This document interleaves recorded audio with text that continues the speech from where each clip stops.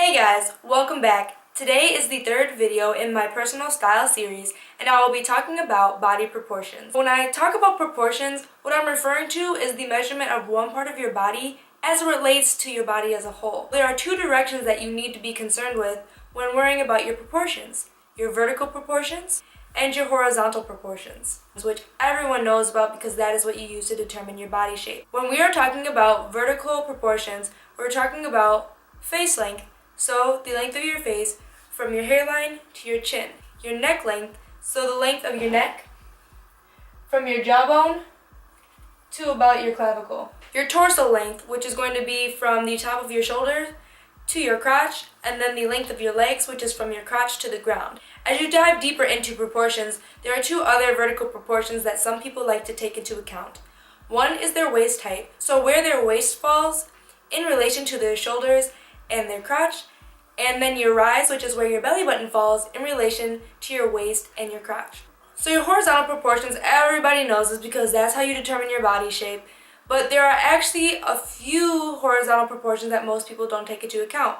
That is your face width, your neck width, and your shoulder width. And then of course you have your bust, your waist, and your hips. And I actually have two different places that I measure for my hips, but I will talk about that later. So knowing your proportions is important because it helps you to gain a better understanding of your body's natural imbalance. So which parts of you are larger than others, or which parts are shorter or taller, to help you create a more put together look. So let's get into the specifics. Knowing your face length and width can tell you your face shape. And knowing your face shape alone can help you make a lot of style decisions. The first thing is your hair. Your face shape is going to help you dictate where you should be parting your hair, and also what styles look good to help complement your face. It also will help you figure out how to apply makeup. If you know your face shape, you can learn all the tips and tricks you need to make your face look more proportional. Also, it helps with accessory selection. Which sunglasses are going to work for your face shape to not make it look too long or not make it too round. Same with earrings. What kind of earrings should you wear to complement your face? Next, the reason that your neck length and width and your face shape are important is because that's going to help you pick necklines. That's one of the biggest things a lot of people overlook, and one of the hardest things to pinpoint. A neckline can drastically decrease the length of your neck, make your face look rounder, and just unflattering in general. So one thing you want to pay attention to is your necklines.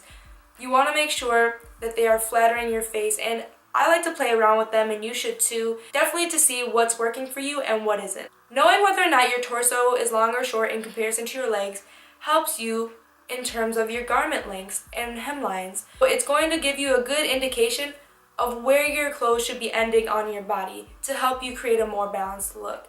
Obviously, if you have a shorter torso, you want to wear shirts that bring attention upwards, and you want to make sure that you are wearing patterns and colors that help to elongate the top of your body. Also, you want to stay away from bottoms that are going to make your legs look even longer because you're going to look even more disproportionate. That is another thing that a lot of people don't take into account, and is really something that people miss when putting together their look and trying to figure out why it isn't as balanced as they want it to be. Going into your horizontal proportions, the reason that your shoulder width is important, and a lot of people overlook it, is because your shoulders should look as though they are about the same width as your hips. I know. They preach day in and day out, for your body shape, you need to know your bust, your waist, and your hips.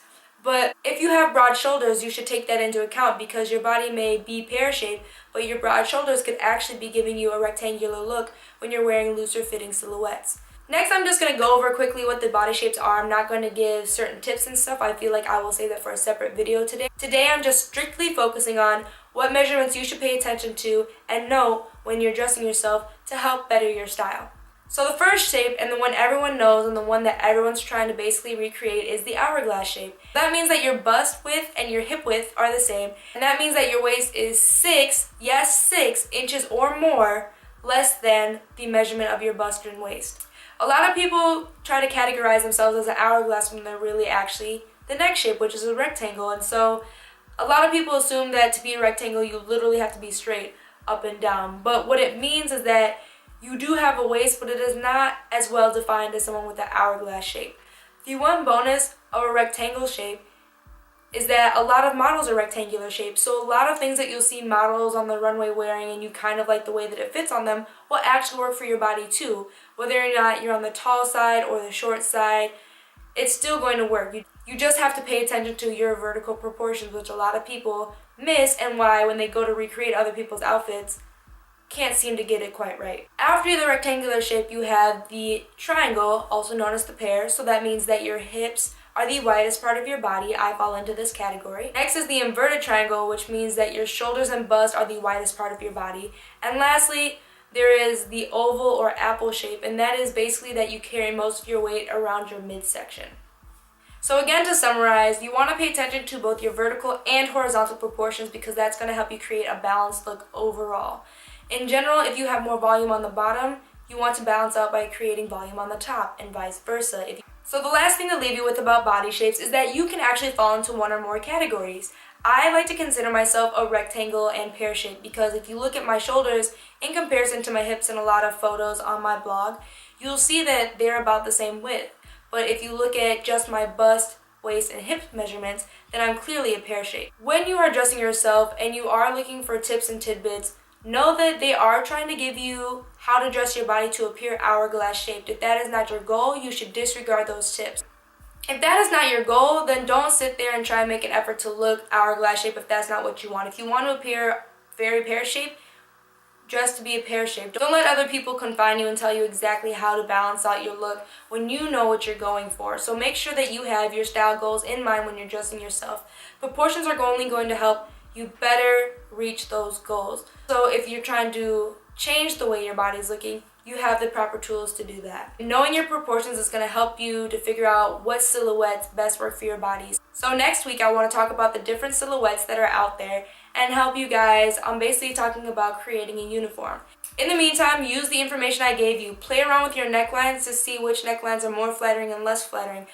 Play around with your hemlines, see what makes you look taller or shorter, and help you create the look that you want to look. And lastly, of course, play with your horizontal proportions. Try a color on the bottom when you don't normally wear colors on the bottom and a lighter color on top, or vice versa. The way to better dress your body is obviously to explore. The more you try, the more knowledge you're going to have, and the more you're going to know exactly where you want your style to go and what's going to look good on you. And knowing your proportions is just one step towards reaching that goal. So I hope this video was helpful, and I'll see you guys next week for my lookbook video. Bye!